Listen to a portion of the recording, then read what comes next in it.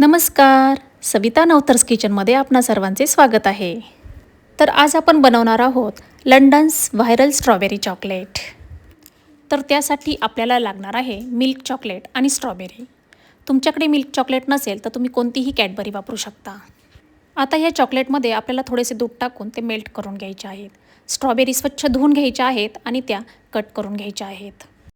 चॉकलेटमध्ये दूध टाकल्यानंतर हे चॉकलेट तुम्ही तुमच्याकडे ओव्हन असेल तर ओव्हनमध्ये किंवा ओव्हन नसेल तर तुम्ही हे डबल बॉयलर पद्धतीने मेल्ट करून घ्या. आता एक ग्लास घेऊन त्याला चॉकलेटचं ड्रिपिंग करून घ्या. मग त्यामध्ये 1 स्पून व्हॅनिला आईस्क्रीम टाकले आहे, कट केलेल्या स्ट्रॉबेरी टाकल्या आहेत आणि वरून मेल्ट केलेले चॉकलेट टाकले आहे.